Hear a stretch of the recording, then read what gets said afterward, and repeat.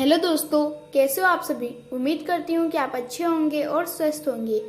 मैं हूँ कोमल योगी और स्वागत है आपका कोमल सुंडा के इस यूट्यूब चैनल में। आज के इस वीडियो में हम पढ़ेंगे कक्षा 4 अध्याय 1 सुखधाम इस पाठ के प्रश्न व्यास। पहले पेज पर चलने से पहले दोस्तों, यदि आपने मेरे चैनल को सब्सक्राइब नहीं किया है तो सब्सक्राइब कर ले, ताकि हमारा आने वाला वीडियो आप तक जल्द पहुँच पाए। तो दोस्तों आइए चलते हैं हमारे सुखधाम पाठ के प्रश्न व्यास के पेज पर। और हाँ दोस्तों, यदि वीडियो अच्छा लगे तो लाइक करना बिल्कुल भी न भूलें। तो जैसे कि आपको स्क्रीन पर दिखाई दे रहा है कि हम हमारे पहले पेज पर आ चुके हैं। हम आज के इस वीडियो में पाठ के अभ्यास कार्य करेंगे। ठीक है, पहले पाठ के अभ्यास कार्य। तो सबसे पहले शब्दार्थ पढ़ेंगे। यहाँ पर एक तरफ कठिन शब्द लिखे हैं, दूसरी तरफ सरल शब्द लिखे हैं, मतलब कि इनके अर्थ लिखे हैं। तो इन्हें पढ़ते हैं।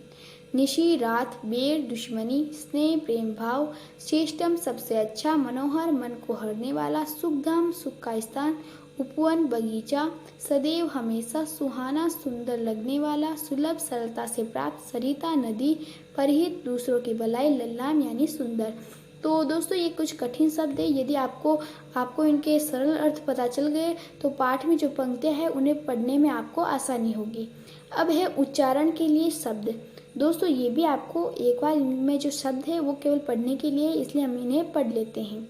तो उच्चारण के लिए सब केवल शब्दों को पढ़ना है। सम्मान, सुंदर, भांति भांति, श्रेष्ठम, ज्ञान, ध्यान, बेर, यहाँ, मंदिर, मस्जिद और ईशा, ये शब्द लिखे हैं। अब हम प्रश्न, सोचो और बताओ, हम सुख दुख में भी किसका गान करते हैं। ये हमारा प्रश्न है, तो साइड में मैंने उत्तर लिख दिया है। हम सुख दुख में भी गौरव की कथाओं या गाथाओं का ज्ञान करते हैं। ठीक है, गान करते हैं। अगले पेज की ओर चलते हैं। दूसरा प्रश्न है, भारत माँ के आंगन में कैसे फूल खिलते हैं। तो इसका भी मैंने साइड में आंसर दे दिया है। भारत माँ के आंगन में जाति और धर्म रूपी भांति भांति के फूल खिले हैं। अगला प्रश्न है, श्रेष्ठतम ज्ञान किस किस से मिला है।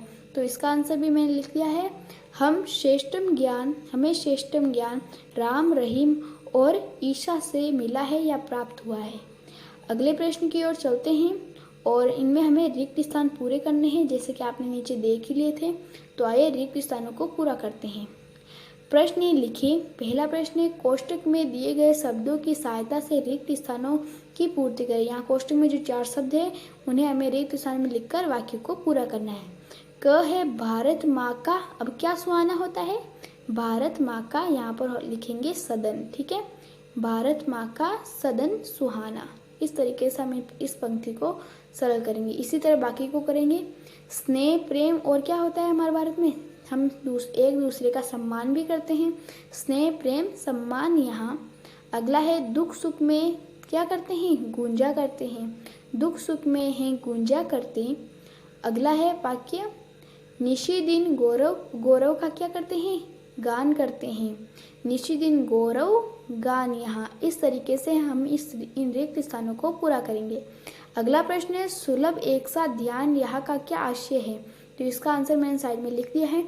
यहाँ पर मंदिर, मस्जिद और गिरजाघर में सभी लोग अपने मन से किसी पूजा पाठ करने की पूरी आज़ादी, मतलब कि यहाँ पर हम किसी भी मंदिर से अपने मन से किसी भी मंदिर में या गिरजाघर में पूजा कर सकते हैं।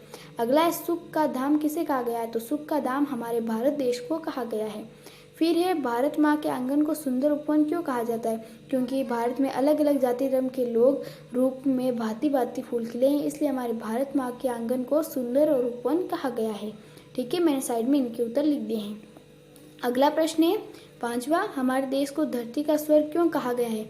इसका आंसर है, क्योंकि हमारी भारत माँ की भूमि का कण कण बहुत ही सुंदर है और यहाँ पर प्रेम रूपी निर्मल सरिता बहती है, इसलिए हमारे देश की धरती को स्वर्ग कहा जाता है। अगला है, सुहाने सदन की क्या विशेषता होती है, बताइए। तो सुहाने सदन की विशेषता होती है, हमारे देश के सभी लोग प्रेम से मिलजुल कर रहते हैं और हम सब हमेशा एक दूसरे का सम्मान करते हैं और हम यहाँ पर दिन रात चाहे सुख हो या चाहे दुख हो, हम गौरव की गाथाएं गुंजा करते हैं। दोस्तों ये पहली पंक्ति का सारांश है पाठ की। ठीक है, अगला है, भाषा की बात। दिए गए उदाहरण के अनुसार योजक चिन्ह के स्थान पर और शब्द जोड़ते हुए पुनः लिखो। तो मैंने यहाँ पर लिख दिए हैं, सुख और दुख दुख में जो सामने लिखा है सुख और दुख, इसी तरह हमें सबको करना है। राम रहीम है तो इसे राम और रहीम करना है। इसी तरह बाकी को जाति और धर्म, दिन और रात, स्नेह और प्रेम, माता और पिता, इस तरीके से हमें वापस लिखना है। ये तो बहुत ही सरल है, ठीक है। अगला है पाठ में सुंदर उपवन शब्द आया है। यहाँ पर सुंदर उपवन की विशेषता बताई गई है। आप यहाँ पर सुंदर विशेषण लगाकर नए शब्द बनाएं, जैसे सुंदर माला। तो इसी तरह हम बहुत सारे बना सकते हैं, सुंदर गढ़, सुंदर महल, सुंदर बगीचा और सुंदर गाय इत्यादि, ठीक है। अगले प्रश्न की ओर चलते हैं और इनका भी आंसर मतलब हल जानते हैं। यह भी करें, देश प्रेम में संबंधित अन्य कविता याद करें और कक्षा में सुनाएं। तो दोस्तों ये विद्यार्थी को खुद करना है, ठीक है। आपको कक्षा में एक कहानी सुनानी है। अगला प्रश्न है, दूसरों की भलाई के लिए आप क्या क्या काम करना पसंद करोगे। तो इसका आंसर है कि हम एक दूसरे के काम में हाथ बटाएंगे। कोई भूखा होगा तो उसे खाना खिलाएंगे, कोई प्यासा होगा तो उसे पानी पिलाएंगे, या फिर कोई भी व्यक्ति किसी के भी उसके मतलब किसी की उसे ज़रूरत है तो हम उसे देंगे। जिसके अगर उसे कपड़ों की ज़रूरत होगी तो हम कपड़े देंगे। इसी तरह हम उनकी मदद करेंगे इत्यादि काम करना पसंद करेंगे, ठीक है। इस तरीके से हमें ये प्रश्न करना है। यहाँ पर सत्य साईं बाबा की एक पंक्ति दी गई है नीचे लेना। तो दोस्तों आज के लिए इतना ही। उम्मीद करती हूँ कि वीडियो अच्छा लगा होगा और इस पाठ के प्रश्न व्यास आपको अच्छे से समझ में आ गए होंगे। दोस्तों हम मिलते हैं इसी चैनल के अगली वीडियो में। तब तक के लिए इसी तरह मुस्कुराते रहो। आपका दिन शुभ रहे। वीडियो को पूरा देखने के लिए थैंक यू। और हाँ, वीडियो अच्छा लगे तो लाइक करें, शेयर करें और चैनल पर नए हैं तो सब्सक्राइब करना बिल्कुल भी ना भूलें। धन्यवाद।